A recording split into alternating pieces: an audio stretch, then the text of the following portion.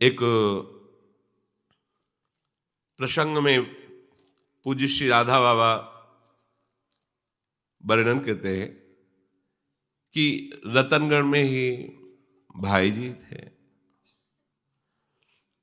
उनका ऐसा प्रभाव था कि बड़े बड़े धनी मानी भक्त ज्ञानी सन्यासी विरक्त सब भाई जी को सम्मान करते, क्योंकि जिनके हृदय में निरंतर प्रिया प्रीतम का चिंतन चल रहा है, प्रिया प्रीतम हृदय रूपी निकुंज में केली कर रहे हैं, तो आकर्षण ऐसा होता है कि सब। तो एक धनी सेठ थे। धनियों में अहंकार बहुत जोर का होता है, क्योंकि मूल दोष यही है उनका अहंकार। जो अपने को बड़ा धनी समझते हैं उनमें चोरी, हिंसा, झूठ बोलना, दंभ नाटक करना, काम क्रोध, गर्व अहंकार, भेद बुद्धि, वैर अविश्वास, स्पर्धा, लंपटता, व्यभिचार, जुआ, ये सब दोष उसको घेर लेते हैं। जो धनाभिमानी होता है, मैं धनी हूं, अभिमान तो था ही, पर एक कृपा भी थी कि भाई जी के सत्संग में रोज जाते थे। धनी थे, अन्य दोष भी होंगे, अहंकार भी था, पर सत्संग में जाते थे, रोज प्रणाम करते, सत्संग सुनते, पर भाई जी से ईर्ष्या करते, उनकी निंदा करते।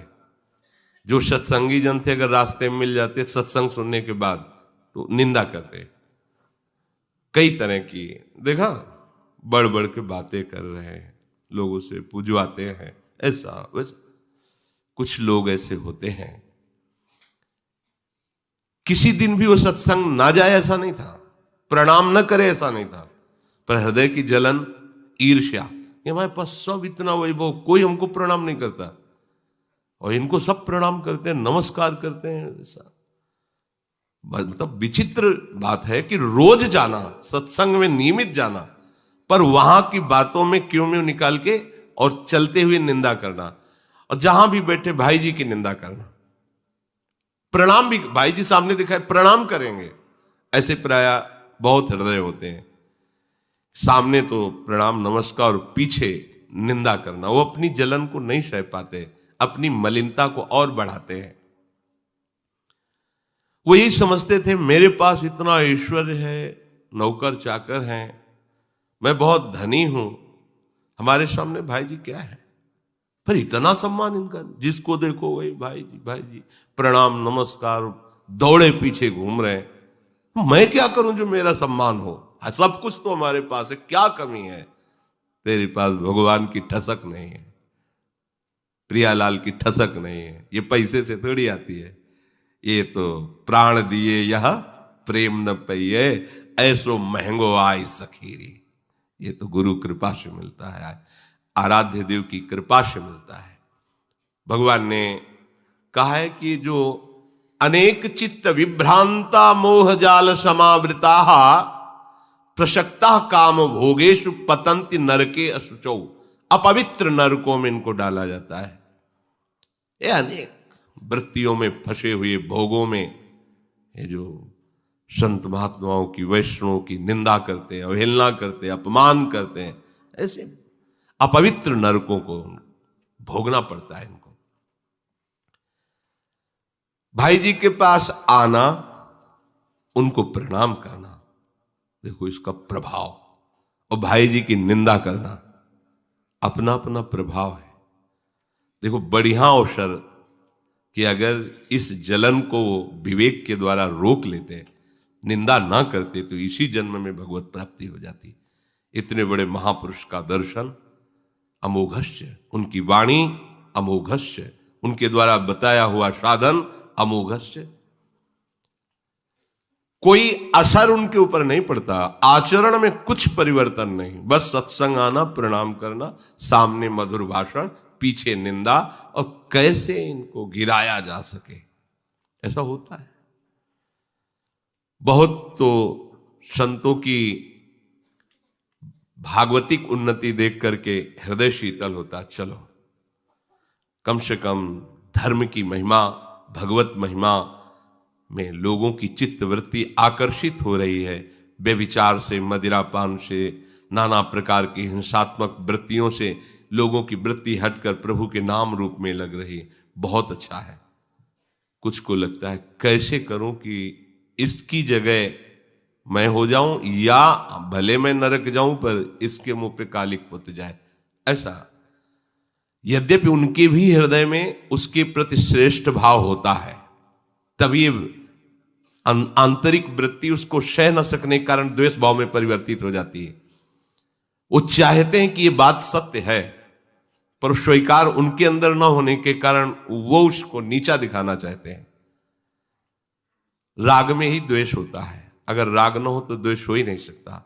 तो उनके प्रति भी मात्र बुद्धि होती है, पर उसे अपने अंदर ना लाने के कारण वो द्वेष में और द्वेष इतना भयानक, ये ईर्ष्या द्वेष है, कुछ भी कर सकता है, कुछ भी कर सकता है, बहुत भयानक है ये। तभी का कंचन तजना सहज है, सहज तिया का नेह, मान बड़ाई ईर्ष्या दुर्लभ तजनाए।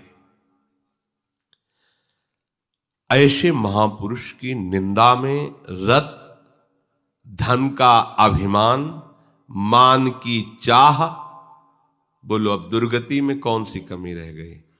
पूरी की पूरी सामग्री तैयार। सत्संग में आना, भीतर से भाई जी को देखकर जलना, स्पर्धा करना, द्वेष करना। वो कहते भी थे कि इनके पास धन क्या है, कुछ नहीं, पर जिसको देखो भाई जी प्रणाम नमस्कार छाए हुए हैं। कैसा, मतलब अब उनके अंदर सहन नहीं हो रहा, क्या करें। अच्छा, जो भागवतिक महापुरुष होते हैं वो अपनी प्रशंसा चाहते नहीं, उनको बुरी लगती है, पर करें करावें आप सब, जने बढ़ाई दे। पैसा दे के प्रचार प्रसार करवाने से भी यश कीर्ति नहीं होती। जब आप करवाना चाहते हैं तो वो छुपना चाहता, वो छपा देते हैं, प्रकाशित कर देते हैं। इनका खेल है। भाई जी कभी चाहते थे क्या मेरा यश हो, मुझे लोग जाने? अकिंचन भाव से रहते हैं। वहां के तत्कालीन बीकानेर के महाराजा भाई जी के सामने आते, साष्टांग दंडवत करते। भारत के बड़े बड़े अधिकारी आते, भाई जी के चरण स्पर्श करते, बड़ा महिमा। ये देख करके उनके हृदय में, और ये लीला भगवान की है, और जलन, मतलब जलन तो इतनी बढ़ जाती है कि वो क्या करे। अगर उसको आत्महत्या करने से उनका नाश हो रहा हो तो तुरंत कर ले, ऐसी ईर्ष्या पैदा हो जाती है। और जब भाई जी के सामने आते तो ऊपर से बड़ा प्रेम का दिखावा करते हैं, बड़ी कृपा भाई जी आपकी, रोज सत्संग में आते हैं, रोज ऐसा सब ऐसे। कुछ समय बाद उनकी मृत्यु हुई। सेठ के परिवार के लोग मृत्यु के समय भाई जी को बुलाने आए। भाई जी अचानक सोच किया कि तो उसमें चले गए। सोच क्रिया अचानक लगी, उधर सूचना रही कि वो प्राण त्यागने वाले। भाई जी को इतनी सोच लगी, वहां नहीं जा पाए और शौचालय जाना पड़ा, क्योंकि भाई जी चले जाते तो दुर्गति उनकी नहीं होती। और भगवान को बर्दाश्त नहीं कि उनके भक्त का कोई अपराध करे और फिर अंतिम उसका सुधर जाए। जो अपमान भक्त कर करे, या जो अपराध भक्त कर करे, राम रोष पावक। ऐसी सोच लगी कि भाई जी को एक सेकंड के लिए भी फुर्सत नहीं कि मैं जा सकूं वो शौचालय। तानहम द्विषतः क्रूरान संसारेषु नराधमान, क्षिपाम्यजस्र मशुभाना मासुरीस्वेव योनिषु। ऐसे भक्त द्रोह करने वाले पापाचारी क्रूर कर्मी नराधमों को मैं आसुरी योनियों में गिराता हूं और नरक भोगवाता हूं, भगवान कह रहे हैं। पूज्य श्री राधा बाबा अपने ध्यान कक्ष में बैठे हुए थे। वहीं एक कुतिया गर्भवती हुई और कई बच्चे पिल्ला हुए उसके। भाई जी के ध्यान में वो कुतिया और वो पिल्ला, और उन पिल्लों में से वो सेठ जी जो कुत्ते का पिल्ला बने थे, मेव मेव करते हुए छोटे बच्चे गए। बाबा निकले कुटिया से बाहर, देखा नई नई कुतिया ब्याही है, बच्चे हमारे ही सामने लाना था इनको।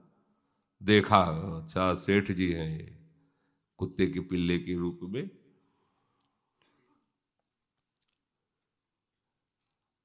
अब उपासना कक्ष में बैठते तो बार बार आता कि किसी तरह भाई जी का तो दर्शन किया है, उनके श्रीमुख के वचन सुने हैं, पर इसने निंदा की है, तो कृपालु भगवान क्षमा कर दें इसे।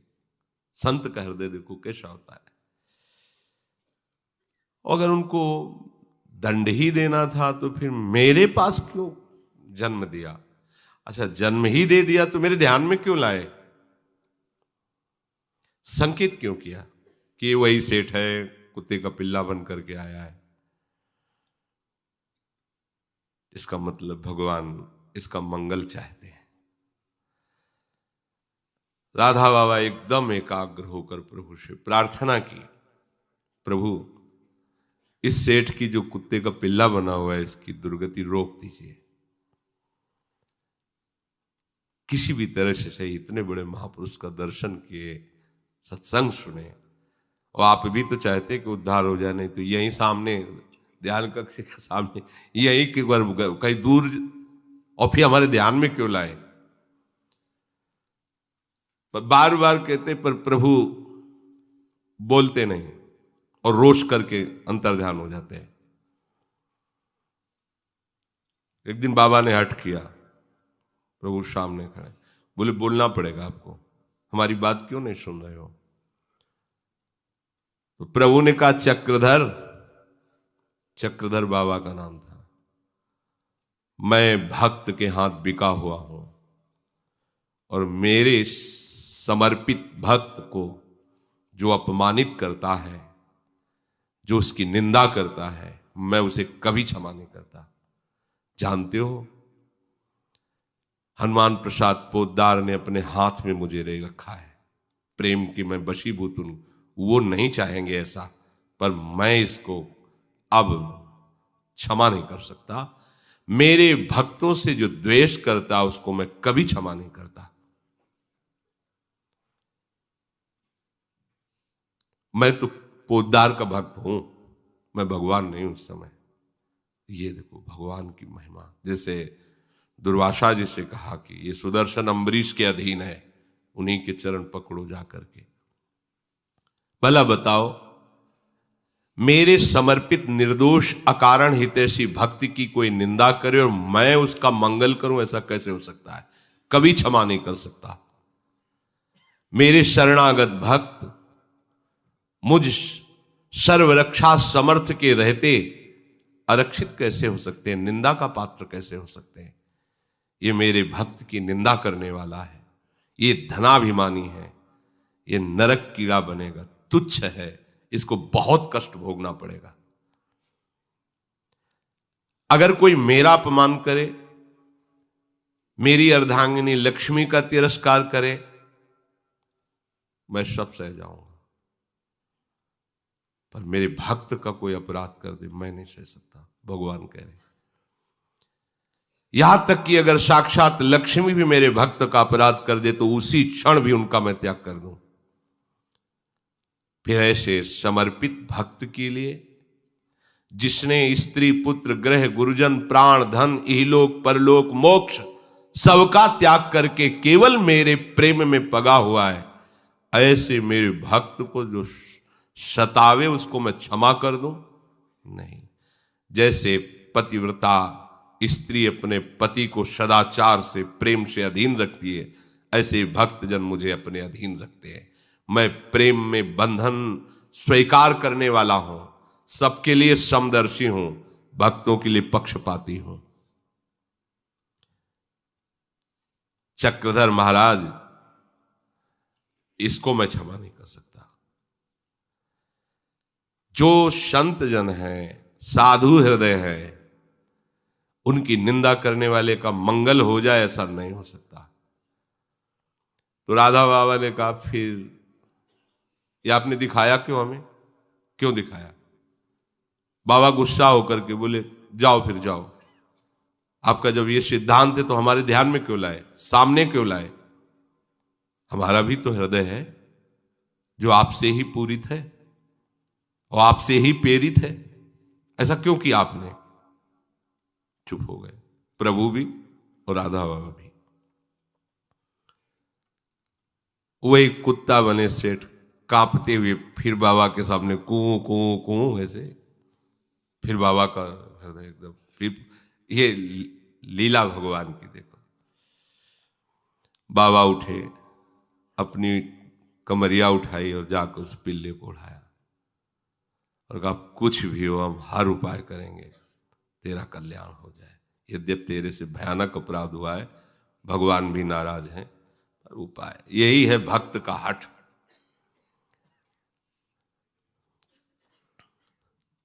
अब देखो, रतनगढ़ में कितने कुत्ते होंगे, कितने पिल्ले होंगे, लेकिन रोज भाई जी को प्रणाम करता था, सत्संग सुनता, पर निंदा करता था। अमोघस्य संत ते होए न कारज हानि।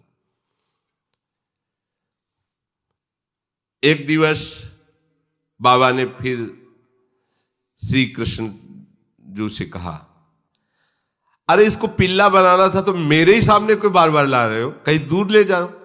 कहते हो हम इसका कल्याण नहीं कर सकते, क्षमा नहीं कर सकते। मेरे कक्ष के भजन के नीचे ही कुतिया बच्चा दिया और उसमें सेठ मेरे ध्यान में आया, मुझे बार बार विक्षेप पड़ रहा है, दुख हो रहा है, अब उसका कल्याण होना चाहिए।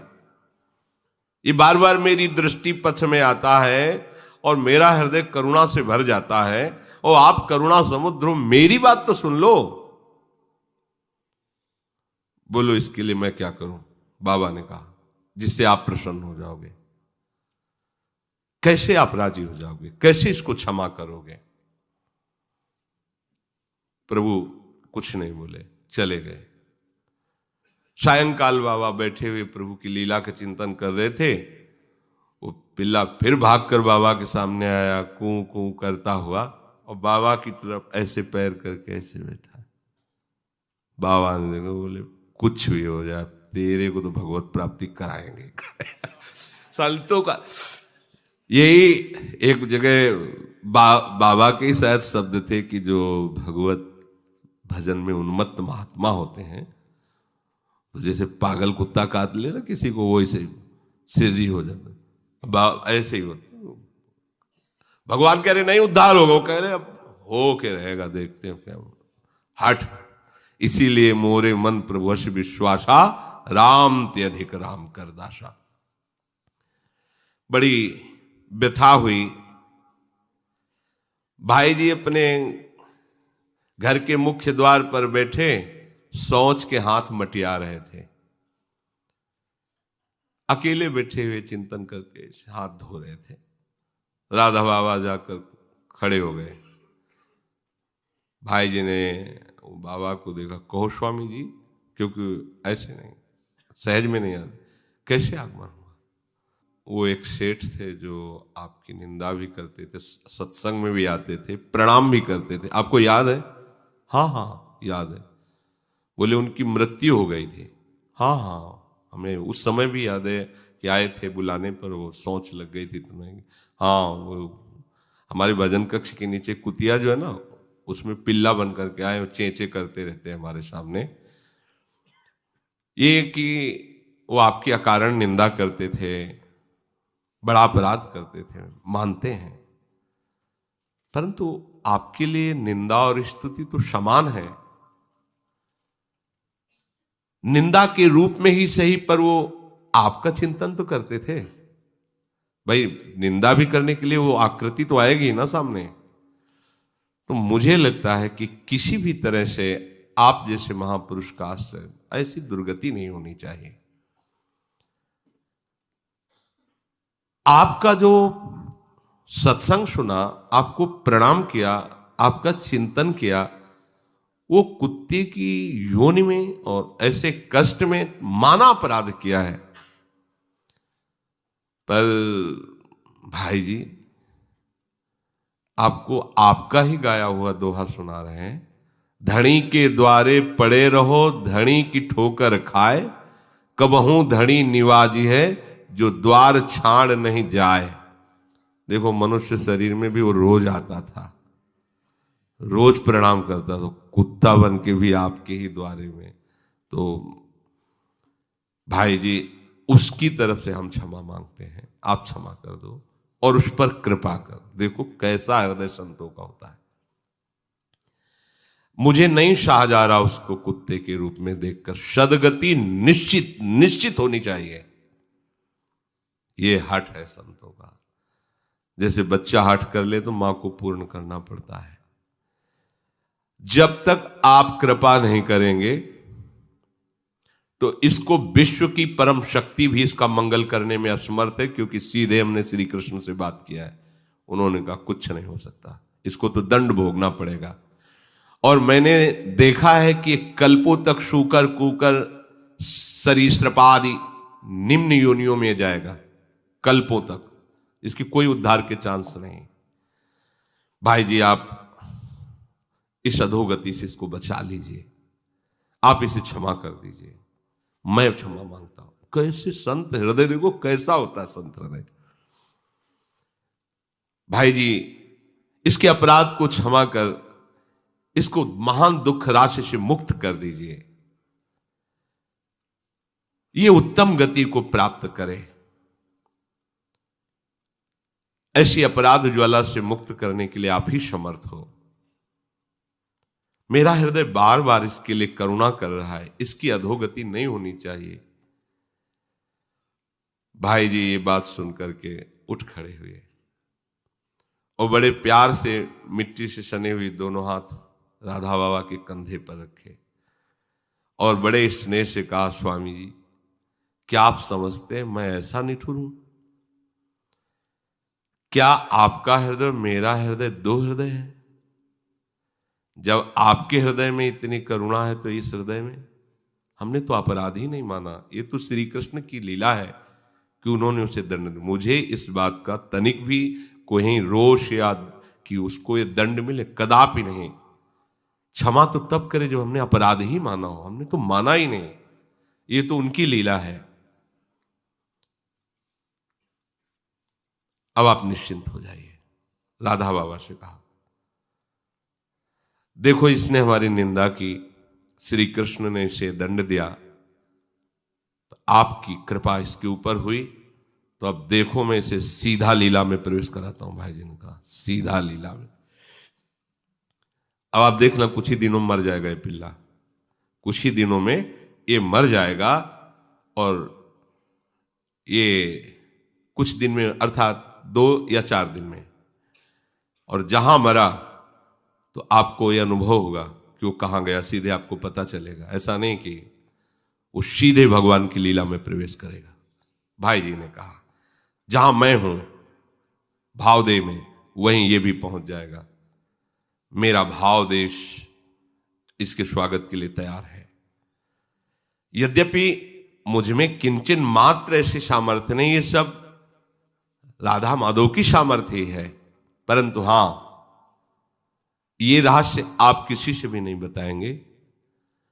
ये वचन हमारे सामने दो कि सेठ के पिल्ले रूप में आने का इसके परिवार को भी खबर नहीं होगी, परम धाम जाने का, आपका प्रार्थना करने का, हमारा बोलने का, ये हमारे जीवन काल में बात प्रकाशित नहीं होनी चाहिए। किसी को भी आप गुप्त रखना। राधा माधव की कृपा हुई और बाबा ने देखा कि